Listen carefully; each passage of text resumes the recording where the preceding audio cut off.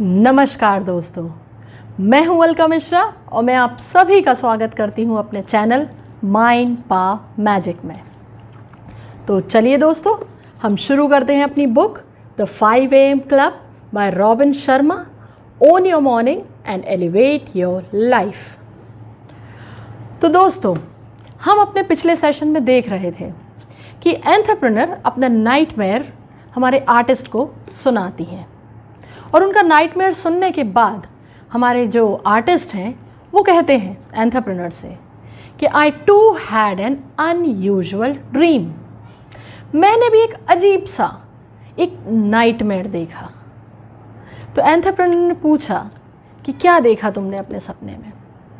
वो कहते हैं कि मेरा ऐसा सपना था कि जब मैं सोकर उठा तो मैं सिर्फ अपने आर्ट के बारे में सोच रहा था, मैं अपनी एग्रेसिवनेस के बारे में सोच रहा था, मैं अपनी बिलीफ सिस्टम्स के बारे में सोच रहा था, मैं अपनी डेली रूटीन्स के बारे में सोच रहा था, मैं अपने साइनिकल एटीट्यूड के बारे में सोच रहा था कि किस तरीके से मैं दूसरों पर ट्रस्ट नहीं कर पाता ईजिली।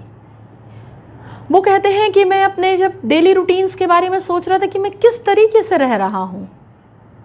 वो कहते हैं कि मैं अपने जो फूलिशनेस है, अपने एक्सक्यूजेस का, उसके बारे में सोच रहा था। वो कहते हैं मैं अपनी जो प्रोक्रेस्टिनेशन की आदत है उसके बारे में सोच रहा था।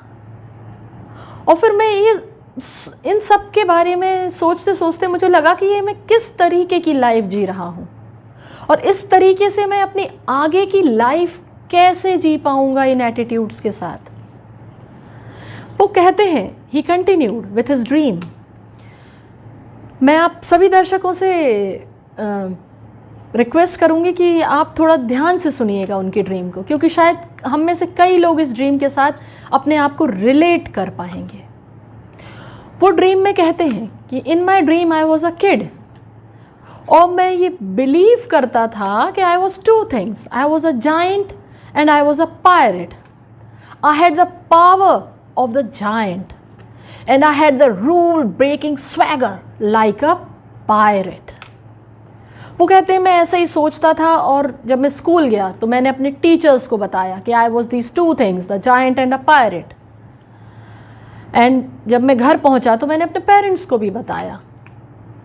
तो एंटरप्रेन्योर ने पूछा तो आपके टीचर्स ने क्या कहा आपसे।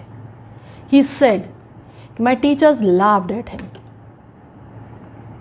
My teachers said that stop daydreaming, behave like other kids, and they put me down। Entrepreneur ने पूछा फिर तुम्हारे पेरेंट्स ने क्या कहा। Were they kind to you? Artist said no, the same answer from my parents too।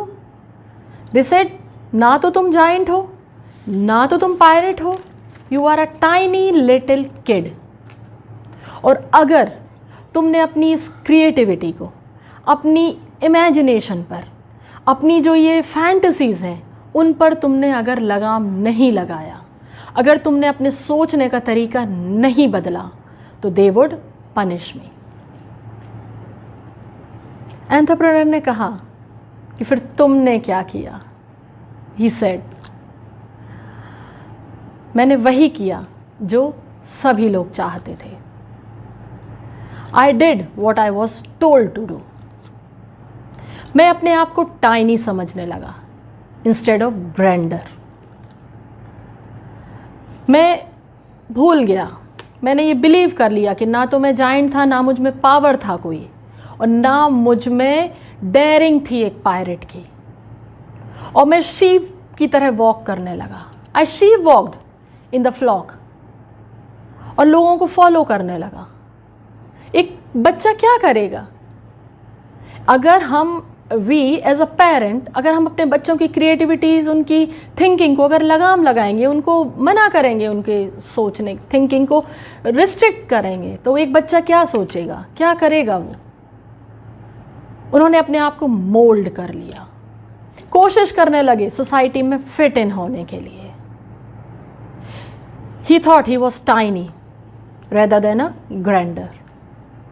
और ऐसे ही उनकी बिलीव्स बनती गई। और जब वो बड़े हुए, he got job in the shop, book shop में उनको जॉब मिल गया। और देर उन्होंने जो भी पैसा कमाया वो बस उन चीज़ों को ख़रीदने में लगा दिया जिनकी उनको ज़रूरत ही नहीं थी। हम क्या करते हैं, हम भी तो सिर्फ दिखाने के लिए चीज़ों को ख़रीदते हैं। हमारे घर में जो सामान है उसमें से क्या पूरा सामान क्या हम यूज़ करते हैं? नहीं करते हैं। आधा सामान तो सिर्फ दिखावे के लिए रहता है हमारे घर में। वो कहते हैं मैं ऐसे लोगों को खुश करने की कोशिश कर रहा था जिनको मैं पसंद ही नहीं करता। ऐसे लोगों को दिखाने के लिए मैं सामान खरीद रहा था। मेरी शादी हुई, मेरी वाइफ, मेरे बच्चे हुए, हम एक अच्छी सोसाइटी में रहते थे, मेरे पास कार थी, कोई कमी नहीं थी। मैं जो भी जॉब से पैसे कमाता था वो सिर्फ मैं अपनी मॉर्टगेज, अपनी लोन्स, अपने बिल्स पे करने में लगाता था। हम क्या करते हैं? हम भी यही करते हैं। सारी ज़िंदगी सिर्फ लोन्स चुकाने में और बिल्स पे करने में हमारी सारी पेमेंट चली जाती है। हम अपने लिए कितना खर्च करते हैं? हम अपनी लाइफ कितना जीते हैं? क्या आप रिलेट कर पा रहे हैं इस ड्रीम से अपने आप को? वो कहते हैं कि आगे मेरे बच्चे बड़े हुए, मेरे सपने में मेरे बच्चे बड़े हुए और वो मुझे छोड़कर चले गए। मैं और मेरी वाइफ अकेले रह गए घर में। धीरे धीरे हम बूढ़े होते गए। मेरी वाइफ मुझे छोड़कर चली गई, मीन्स एक्सपायर हो गई। And then he was left alone in his home. वो कहते हैं एज के साथ मेरी आई साइट वीक हो गई, मेरा हियरिंग लॉस हो गया और धीरे धीरे मेरी मेमोरी वीक होने लगी, मेरे हेल्थ इश्यूज़ होने लगे। बिकॉज मैंने कभी अपनी हेल्थ पर ध्यान ही नहीं दिया, सिर्फ कमाने में लगा रहा।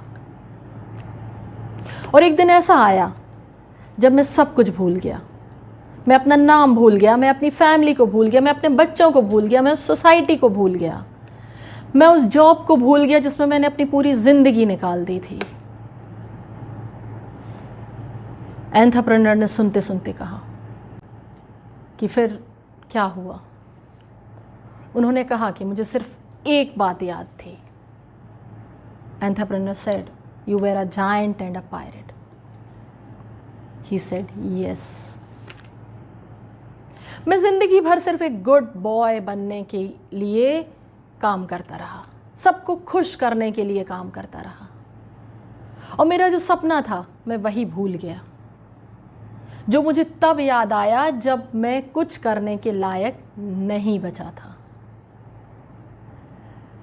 सो ही सेड कि मैंने अपनी ड्रीम से सीखा कि मैं अपनी हैप्पीनेस को पोस्टपोन नहीं करूँगा, मैं अपनी हेल्थ को पोस्टपोन नहीं करूँगा, मैं अपनी लाइफ की जो अमेजिंग थिंग्स जो मुझे करनी है, जो मेरा पैशन है, जिस पर मुझे वर्क करना है, जो मेरे टैलेंट्स हैं, जिनको मुझे बाहर निकाल के लाना है, उन पर मैं आज वर्क करूँगा। अभी से वर्क शुरू करूँगा अपने टैलेंट्स पर, अपने पैशन पर, पोस्टपोन नहीं करूँगा। सो फ्रेंड्स, आपने क्या सीखा इस सपने से? अगर आपने अपनी लाइफ को इस सपने से रिलेट कर पाया हो, so please comment in my comment section. I would love to read your comments. अगर आपको ये सेशन पसंद आया हो तो please like, share and subscribe ज़रूर करिएगा और बने रहिए मेरे साथ, मेरे इस चैनल माइंड पावर मैजिक पर। और हम इसके आगे जो हमारा नेक्स्ट सेशन है उसमें जो हमारा बुक का जो मेन पार्ट आ रहा है, हम उसकी शुरुआत करेंगे, जिसमें हम अब पढ़ेंगे 3 step success formula. So friends, thank you for watching me. Thank you for viewing me. Thank you.